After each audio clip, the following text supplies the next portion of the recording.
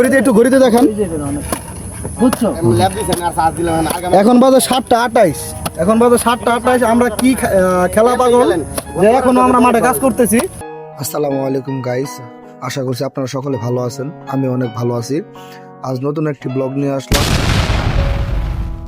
আজ হঠাৎ করে আমাদের অফিস 5টায় ছুটি দিয়ে দিল। এতে আমরা ভাই বাদার সবাই মিলে সিদ্ধান্ত নিলাম যে টিএনটি মাঠ বানাতে যাব। কারণ কিছুদিন আগে বর্ষার সিজন চলছিল, তখন তো আর মাঠ বানানো সম্ভব ছিল না। এখন যেহেতু বর্ষা সিজন চলে গেছে, সামনে শীত সিজন আসতেছে, আমরা প্রতি বছর হাসান তানভীর থেকে একটা টুর্নামেন্টের আয়োজন করে থাকি। এই বছরও তার ব্যতিক্রম নয়। সেই ক্রিকেট টুর্নামেন্টের জন্য মাঠগুলা প্রস্তুত করা হচ্ছিল। এখন শীতের সময়, তাই আসর আজানের পর থেকেই মাগরিবের সময় হয়ে যায়, সন্ধ্যা হয়ে যায়। কাজ করতে করতে সেম তাই হলো। 5টা বাজে আসার পরে কাজ করতে করতে সন্ধ্যা হয়ে এলো। মোবাইলে ফ্ল্যাশ লাইট জ্বালিয়ে তখন আমরা মাঠে কাজ করতেছিলাম। আমরা কোদাল দিয়ে সুন্দর করে পিচটাকে চেঁচে নিয়েছি। তারপরে একটা সুতির মাধ্যমে আমরা পিচের এই মাথা থেকে ওই মাথা পর্যন্ত ধরে কোথায় গর্ত আছে এটাকে সমান করার জন্য এই পদ্ধতিটা অবলম্বন করেছি। আমাদের ফ্যাক্টরির 4তলা ফিনিশিং এর অডিটর ওয়ালিদ ভাই এই পদ্ধতিটা অবলম্বন করেছেন মাঠ সমান করার জন্য। এই পদ্ধতিটা আপনাদের কেমন লাগলো কমেন্টে বলে যাবেন। আর এই পদ্ধতিটা অবলম্বন করে আমরা খুব ভালোই সফল হয়েছি, কারণ ঢাকার মাটি অনেক শক্ত থাকে, যা আমি চাইলেও সমান করতে পারবো না। এটার জন্য এই পদ্ধতিটা অবলম্বন করে আমরা সুন্দরভাবে হাত দিয়ে বসিয়ে মাটিগুলো অনেক সুন্দরভাবে বসিয়ে দিতে সক্ষম হয়েছি। কারণ এটা আন্তর্জাতিক মানের একটা পিস হতে হবে, এটার জন্য আমাদের অনেক পরিশ্রম। তারপর মাটিগুলো বসানো শেষ হলে আবার সুন্দর করে আবার কোদাল দিয়ে চেঁচে সমান করে নিচ্ছি। যারা এখানে অক্লান্ত পরিশ্রম করছে তাদের কথা না বললেই নয়। আসলে একটা প্রবাদ বাক্য আছে, 10 মিলে করি কাজ, হারে জিতি নাহিলাস।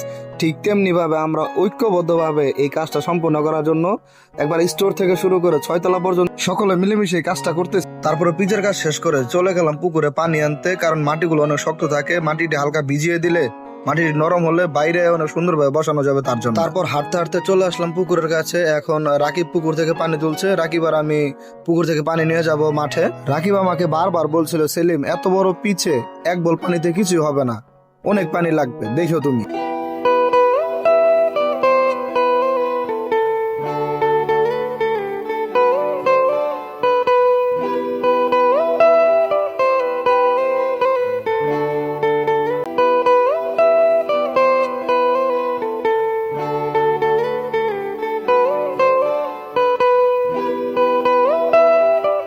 আর সবার উদ্দেশ্যে একটা কথা বলতে চাই, এটা একটা মানবিক কাজ, কেন নয়। আমাদের অফিস যেহেতু সাপ্তাহিক ছুটি শুক্রবার, সেহেতু আমরা সাপ্তাহিক ছুটির দিনই আমরা খেলতে আসি। শুক্রবার সকালবেলা, বিকালবেলা ও অন্যান্য দিনগুলা এমনিতে মাঠ ফাঁকাই থাকে।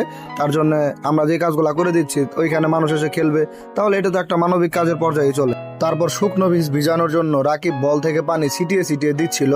পরিশেষে রাকিবের কথাই সত্য হলো, আসলে 1-2 বল পানি দিয়ে এ মাঠে, এত বড় মাঠ, কিচ্ছুই হবে না। তারপর আর কি, মুসা ভাই বলতেছে এভাবে হবে না, তোমরা সিরিয়াল ভাবে লাইন ধরে দাঁড়াও, 1 বল করে পানি এইভাবে দিবা, তাহলে এটা খুব দ্রুত হবে, না হলে সারা রাত কাজ করে আমরা শেষ করতে পারবো না। তারপর আমরা সিরিয়াল ধরে দাঁড়িয়ে পুকুর থেকে পানি নিলাম।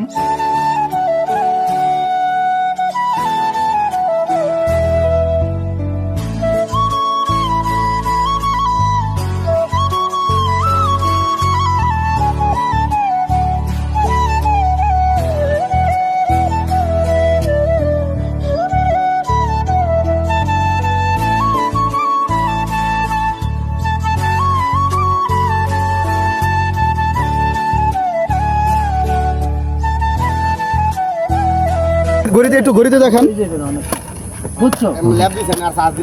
এখন বাজে 7টা 28 আমরা কি খেলা পাগল যে এখনো আমরা মাঠে কাজ করতেছি। এবার হাসান তানভীর থেকে একটা টুর্নামেন্ট ছাড়া হবে, এটার জন্য আয়োজনে কাজ করা হইতেছে। সকলে ভালো থাকবেন, সুস্থ থাকবেন, এই কামনা করে আমার এই ব্লগটি শেষ করছি। যদি পেজ থেকে দেখে থাকেন ফলো করে দিবেন, ইউটিউব থেকে দেখে থাকলে সাবস্ক্রাইব করে দিবেন।